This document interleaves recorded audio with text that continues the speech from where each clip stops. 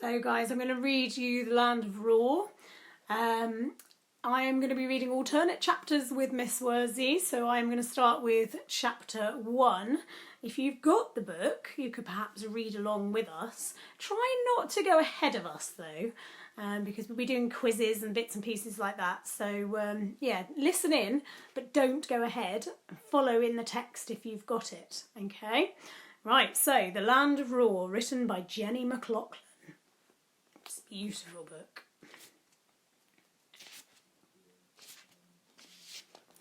Chapter 1. There is a wizard in Grandad's attic. I'm sitting in his garden looking up at the attic window, and I can clearly see a dark shape standing just behind the glass. I give my sister a nudge. Look, Rose, you can see its pointy hat and everything. Rose swipes at the screen on her phone. There isn't a wizard in the attic, Arthur. Leave me alone, I'm busy. I glance over her shoulder and see that she's busy liking someone's picture of a puddle. When I look back at the window, the strange shadow is still there. My eyes trace the outline of shoulders, a head, and a slightly crooked hat. As I try to work out what it could be, a reflection of the trees, some rubbish that Grandad's dumped up there. Then I see something that makes goosebumps prickle my arms. A tiny white patch, like a puff of breath, is misting the glass. I squeeze my eyes shut and rub them. When I open them, the white patch has gone. I smile nervously. Mum's always saying I've got an overactive imagination. It's probably the inflatable skeleton, I say, the one Grandad got for Halloween, and the hat could be from the dressing up box. Be quiet, Arthur, says Rose. You're really annoying me. With a sigh, I give up on Rose and wander round the garden. I peel some bark off a tree, kick a punctured football into a hedge, and then hang from a branch. Tap, tap, tap, goes Rose on her phone. I drop to the ground and look up at the attic window. It's still there, I say. Arthur, Rose snaps, will you shut up about wizards? I'm not going to play with you. I groan and flop back down on the grass. Every summer, Mum and Dad leave us with Grandad while they go camping. It used to be brilliant. Rose and I would spend the whole week doing whatever we liked, building dens, swimming in the sea, eating cereal 3 times a day.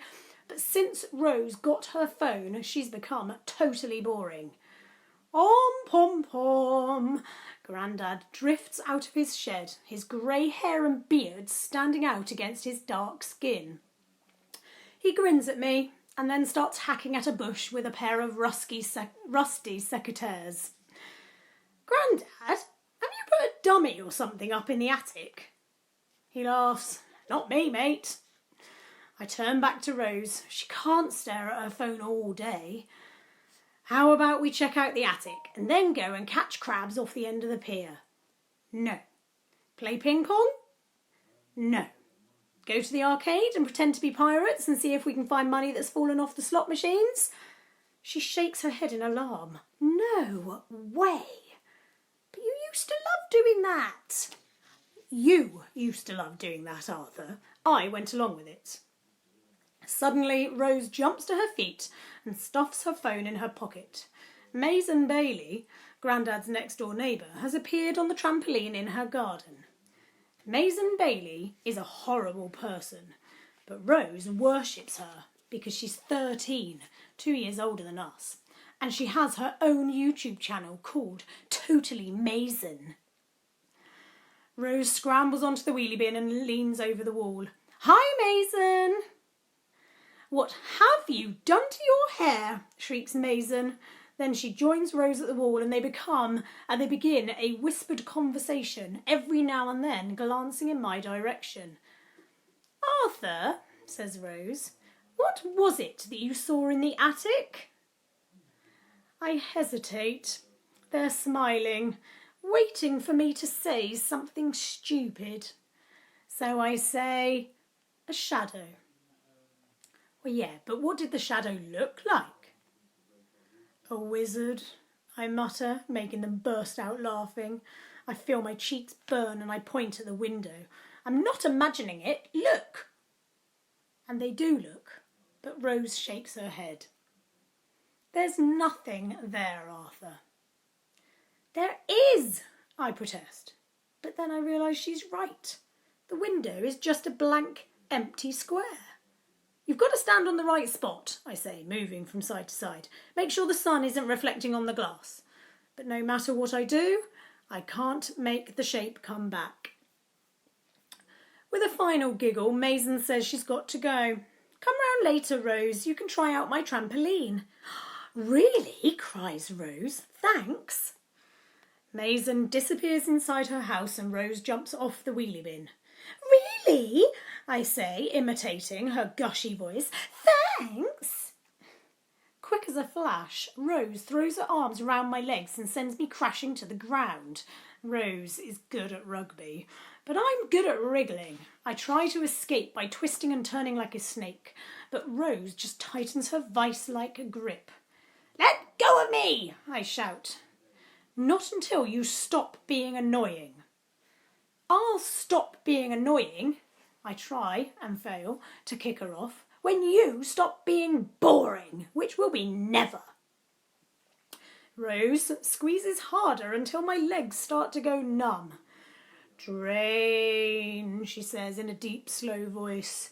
Drain, drain.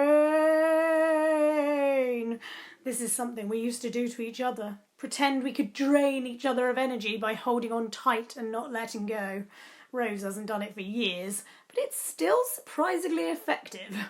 Already, my legs feel weak and heavy like lumps of concrete. Twins! We look up and see Grandad standing over us. I don't want to break up your game, but I thought you'd like to know that there's a surprise waiting for you in the attic. We jump to our feet. I knew I saw something up there. Grandad's surprises are legendary. He's built us a tree house, go-karts with working lights, and even a raft that we can take on the river. Whatever he's done in the attic, I bet it involves that wizard. Race you! I yell, making a dash for the back door. I've only gone 3 paces when Rose overtakes me. She shoves me on the shoulder, shouting, See you later, loser!